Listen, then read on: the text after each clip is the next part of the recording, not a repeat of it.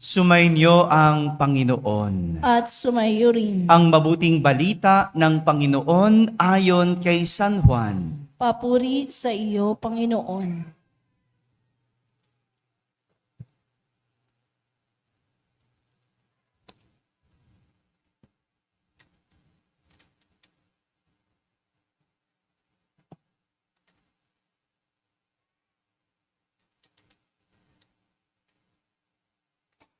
Noong panahong iyon, sinabi ni Jesus sa mga Hudyo, "Nagpasugo kayo kay Juan at nagpatotoo siya tungkol sa katotohanan. Hindi sa kailangan ko ang patotoo ng tao. Sinasabi ko lamang ito para maligtas kayo. Si Juan ay parang maningas na ilaw na nagliliwanag noon at kayo'y sandaling nasiyahan sa kanyang liwanag. Ngunit may patotoo tungkol sa akin na higit sa patotoo ni Juan. Ang mga gawang ipinagagawa sa akin ng Ama ay siya ko namang ginaganap. Iyan ang nagpapatotoo na ako ay sinugo niya." Mga kapatid, ang mabuting balita ng Panginoon. Pinupuri ka namin, Panginoong Hesukristo. Umupo ang lahat at makinig sa homilia. Isang magandang umaga po sa inyong lahat. Pakigising mo ang katabi mo, sabi mo, magandang umaga. Oh, magandang umaga, ang dami natin. Kamusta'y nandiyan sa balcony? Girinig ba ako dyan? Yung mga nasa labas? Magandang umaga sa mga nasa barangay, sa mga nasa tahanan na nagsisimba via online at sa lahat ng nasa abroad. Kasama kayo sa aming banal na pagdiriwang dito sa ating parokya. Unang Misa de Gallo. Tanungin mo ngayon katabi mo, andito ka ba bukas?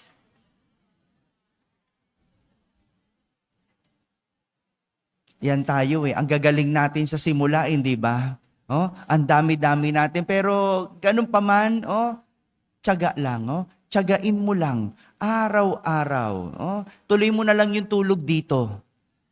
Gaya naman ng ginagawa ninyo. No? Nais ko simulan ng ating pagdiriwang sa isang kwento. No? Bago tayo magsimula ng ating pagdinilay, ang aking kwento sa umagang ito ay tungkol sa isang buntis na leyon. Anong kasarian ng leyon? Babae, buntis.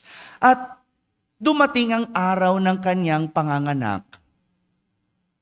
Sa kasawiang palad, namatay siya sa panganganak. At naiwan ang kanyang anak na leyon na mag-isa.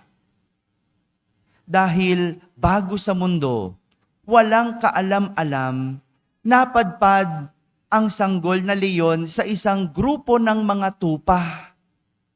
Mabuti na lang may kumupkup sa kanyang pamilya ng mga tupa. Dahil napasama sa mga tupa, lumaki ang sanggol na leyon kagaya ng mga tupa. Ngunit hindi siya tupa.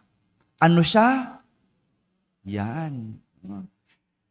Kumakain siya ng damo at pinipilit niyang magtunog tupa. Imaginein mo, leyon na tunog tupa. Ano ba tunog ng tupa? Hello? Ano tunog ng tupa? Ayun, may tupa dito. Pinipilit niyang maging tupa dahil yun ang nakalakihan niya, yun ang mga kasama niya. Pero kinakantsawan siya ng ibang tupa sapagkat hindi siya itsurang tupa. Hindi siya katulad nila. Isang araw, may sumugod na leyon na galit sa lugar ng mga tupa. Inatake ang mga ito at nagtatakbo palayo ang mga tupa. Ngunit ang dating batang leyon na lumaki na nag-aastang tupa, lumabas ang galit. tinaboy ang galit na leyon at sinabing, umalis ka dito. Hindi ka bagay dito. Hindi mo lugar ito. Ngunit sinabi ng galit na leyon, ikaw ang hindi bagay dito. Hindi mo lugar ito. Hindi ka tupa. Isa kang leyon. Dahil kinalakihan na siya'y tupa, hindi naniwala ang leyon. Kaya naman, sinama siya ng galit na leyon sa isang ilog. At sa ilog, pinatingin niya ang kanyang mukha.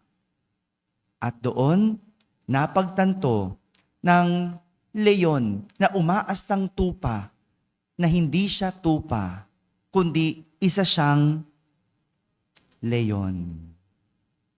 Mga kapatid, minsan kailangan nating maging mulat kung sino tayo para malaman natin kung ano ang dapat nating gawin at ano ang kaya nating gawin. At hindi tayo makinig sa sinasabi o dinidikta ng iba. Ito ang aral na nais puntuhin ni Jesus sa ating ebanghelyo nang sabihin niya, ang mga gawang ipinagagawa sa akin ng Ama ay siya kong ginagawa. Malinaw kay Jesus kung sino siya. At dahil siya'y anak ng Diyos, ang kanyang ginagawa ay makadiyos. Siya'y anak ng Diyos. Ganon din si Juan. Si Juan, malinaw sa kanya kung sino siya. Hindi siya ang ilaw, hindi siya ang liwanag, kundi tagapaghanda lang sa pagdating ng liwanag. Hindi niya kinukuha ang liwanag. Siya'y tagapaghanda lang sa darating na liwanag. Hindi siya ang Mesiyas. Tagapaghanda lang siya sa darating na Mesiyas. Parehas si Jesus at si Juan na namuhay hindi ayon sa sinasabi ng iba, kundi ayon sa kung sino sila. Hindi sila nagpapanggap dahil malinaw sa kanila ang kanilang pagkatao. Ito ang madalas hindi malinaw sa tao kung sino sila kaya't naliligaw. Hindi malinaw na siya'y estudyante. Hello? Asa ng mga estudyante? Pag hindi malinaw sa'yo na ikaw ay estudyante, ikaw ay siguradong maliligaw. Di ba dapat nasa paaralan? Saan ka pumupunta? Bakit ka nasa tutuban?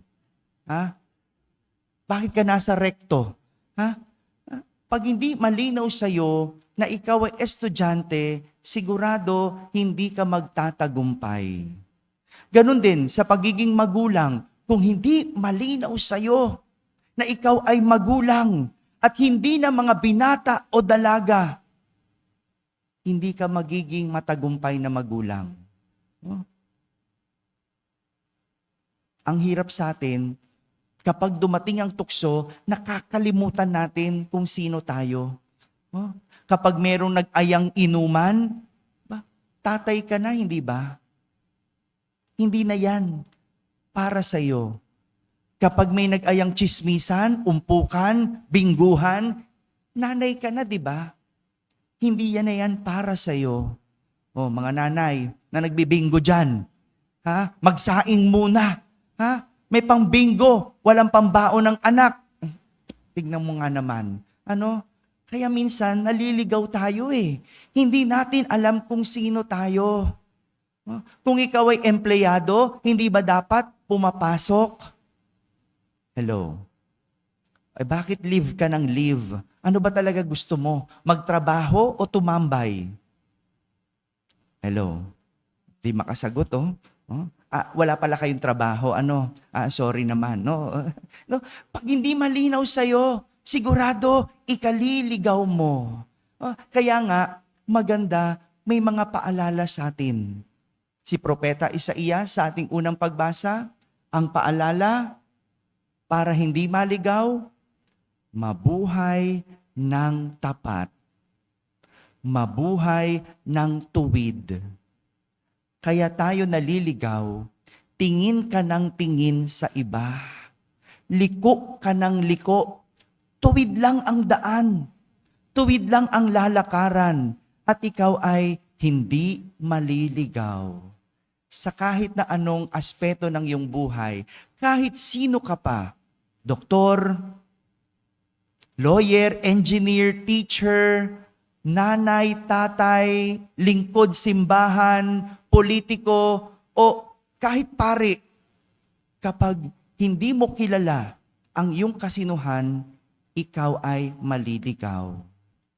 Ang dali nating mahulog, ang dali nating makalimot sa ating kasinuhan pag tayo ay may pinagdadaanan. Tingnan mo, yung mga lingkod bayan na nakaharap lang ng bilyong-bilyong pera, nakalimutan nila na sila'y lingkod. Ang naalala nila, sila'y magnanakaw. Hello sa mga magnanakaw dyan. Baka naman, hindi ka magnanakaw. Unless sabihin mong magnanakaw ka. Di ba malinaw yon? Ang hirap sa atin kapag nahaharap sa pagsubok, nalilimutan natin kung sino tayo. Kapag may magandang babae, nalilimutan mo na ikaw ay ama. Ikaw ay asawa. Kapag merong tsismisan, nalilimutan mong ikaw ay ina. Bakit ganon? Kaya nga, ang mag-asawa may mga paalala sa kanila May mga tanda. Ano yon? Yung singsing. Di ba? Imposibleng malimutan mong ikaw ay may asawa. Kasi meron kang singsing. Kaya nga, kapag lagi mo yung sinusuot at minsang malimutan mo yan, hindi ba parang pakiramdam mo, hubad ka? Ay, hindi ko alam kung gano'n ang pakiramdam ninyo. O sanay na kayong hinuhubad yan. Ako, meron din akong singsing. Yung singsing na to, nagpapaalala sa akin na ako ay pare. Ako'y kasal sa simbahan. Pag hindi ko to suot, pakiramdam ko hubad ako. At dahil lagi ko tong suot, pag tinanggal ko to, iba ang kulay ng balat sa ilalim ng singsing. At kahit hindi ko man suot, magpapaalala yon na may marka na ako ay pare. At ganoon din kayo. Yung mga nanay dyan, tinatawag kayong nanay, mama, mami, ina. Sa mga tatay, tinatawag kayong ama, daddy, papa. Paalala yan na kayo ay magulang. Hindi nyo dapat yon nalilimutan. Kaya nga yung mga mag-asawa dito, dapat may tawagan. Hello? May tawagan po ba kayo? Anong tawag nyo? Hayop? Ay, hindi ba? Tawagin nyo. Tawagin nyo para magpaalala na siya'y asawa mo. Lagi mong minumura. Hindi niyan maaalala na siya'y asawa. Bakit? Wala nang respeto. Wala nang paggalang. Tawagin mo. Kaya nga, yung mga may kasintahan dyan Nicole, anong tawagan nyo? Diba? May tawagan para maalala nyo kung sino kayo. Hindi lang yan lambingan. Paalala yan na kayo ay kanyang minamahal. Maganda, mga kapatid, na tayo ay pinaalalahanan kung sino tayo. Maganda nga minsan, tumingin ka sa salamin at tanungin mong sarili mo, sino ka ba? Ano nang nangyari sa iyo? Tingnan mo nga yung katabi mo. Tanungin mo, sino ka ba? Paalala yan.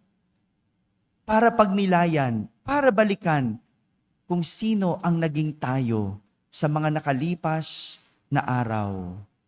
Mga kapatid, ang sinasabi sa atin ng ating mga pagbasa, imulat ang mga mata, tumingin sa liwanag. Ang liwanag na yon ay si Jesus. Dahil kapag sa Kanya tayo tumingin, makikita at makikilala natin ang tunay nating sarili at hindi tayo maliligaw. Amen. Amen.